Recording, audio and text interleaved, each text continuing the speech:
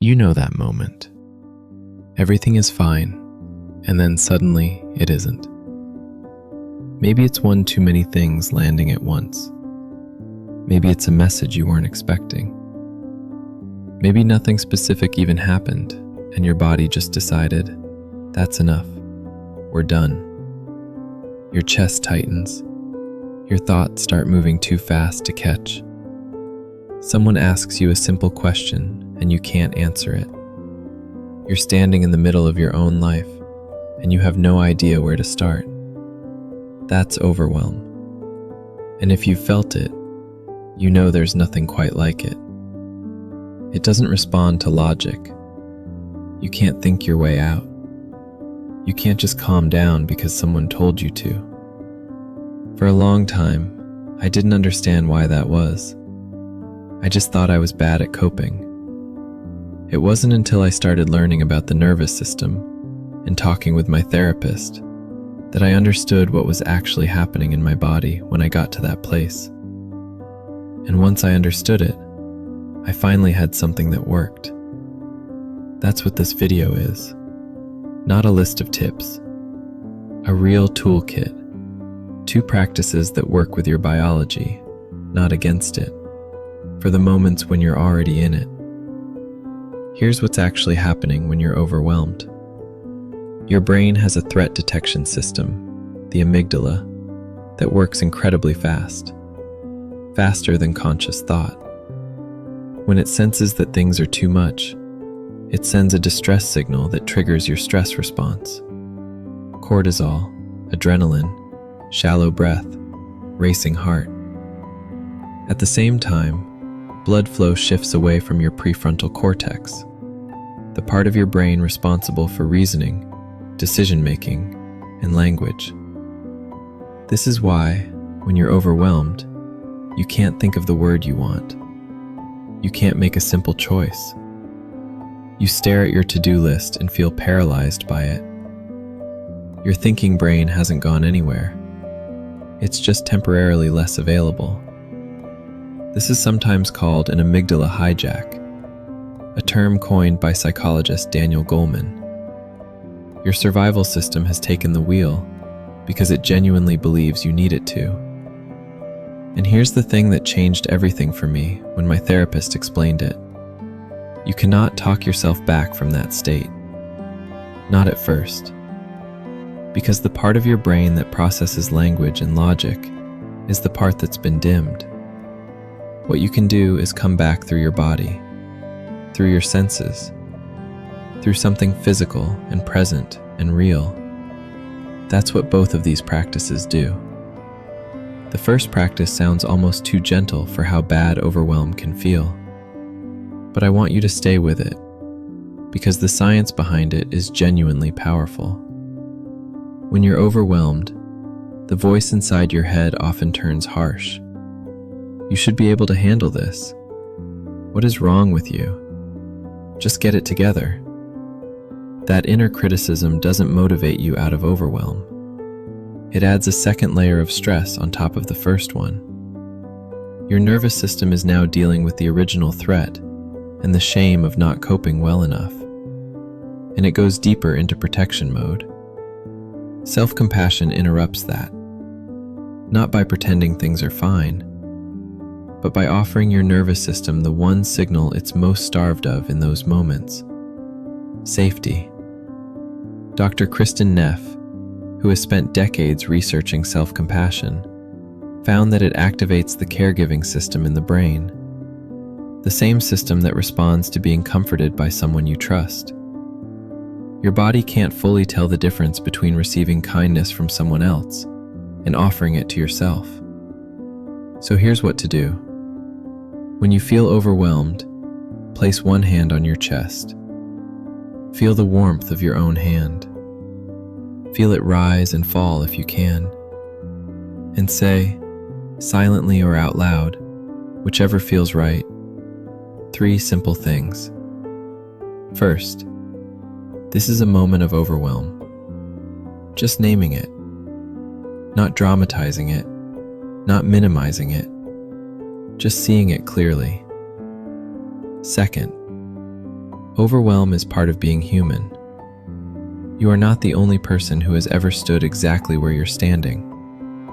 Not even close. Third, may I be gentle with myself right now. That's it. 3 sentences. 30 seconds. I know it can feel strange at first, especially if you're not used to speaking to yourself kindly. But your nervous system responds to tone, to warmth, to the felt sense of not being alone in something hard. Try it right now if you want.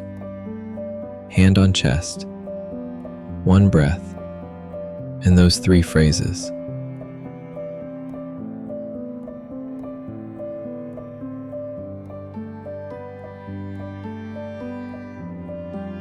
Notice what shifts, even slightly. The second practice is one my therapist introduced me to early on, and I've come back to it more times than I can count. It's called the 5-4-3 reset, and its whole purpose is to bring your attention out of your thoughts, where the overwhelm lives, and back into your senses, where you're actually safe. Remember what we talked about earlier. When you're overwhelmed, your thinking brain is less available, but your sensory system is still fully online. It's always in the present moment. Your thoughts can spiral into the future or the past, but what you can see, feel, and hear right now is always just now. So we use that. Wherever you are, take 1 breath first. In through your nose, out through your mouth, longer on the exhale. Now look around and find 5 things you can see. Not 5 things you need to do something about. Just 5 things that exist in your space right now. A window, a plant, the color of a wall, the light coming in. Take your time.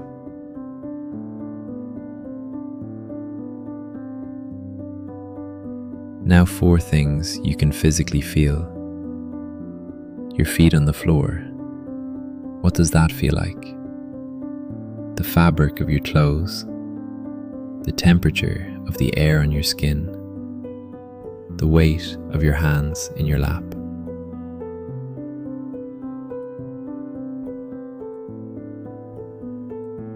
Now 3 things you can hear. Maybe it's quiet, and you have to listen carefully. Traffic, your own breath, a bird outside, an appliance humming. Just listen.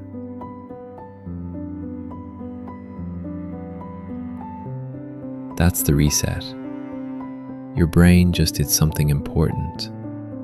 It shifted from processing threat, which lives in memory and anticipation, to processing sensation, which only exists right now. And right now, in almost every case, you are physically okay. That doesn't solve the thing that overwhelms you, but it brings you back online. The prefrontal cortex starts coming back. You can think again. You can choose what to do next. So here's how to use these 2 practices together, especially in those moments when overwhelm hits hard. The moment you notice it coming, or the moment you're already in it. Hand on chest, self-compassion phrase. Give yourself 30 seconds of kindness before you try to do anything else. Then move into the 5-4-3. 5 things you can see, 4 you can feel, 3 you can hear. By the time you finish, something will have shifted. Not everything. The situation will still be there, but you'll be more available to meet it. And that's really what these practices are doing. Not fixing what's hard, but making sure you're present enough to respond instead of just react. One thing worth saying: if you find yourself in overwhelm often, if it feels like your baseline rather than the exception, that's worth exploring with a professional. These tools help, and they work best alongside real support. There's no version of this where you have to manage it all alone. Overwhelm used to make me feel like I was failing at something everyone else found easy. It took me a long time to understand that an overwhelmed nervous system isn't a character flaw. It's a nervous system that learned to be vigilant, probably for good reasons at some point, and just hasn't been shown a different way yet. These practices are part of showing it a different way, slowly, consistently, with a lot of gentleness toward yourself on the days it doesn't work perfectly. You don't have to be calm all the time. You just need a way back when you get lost. If this helped you, save it for the next time you need it, and subscribe if you want more tools like this every week. I'll be here.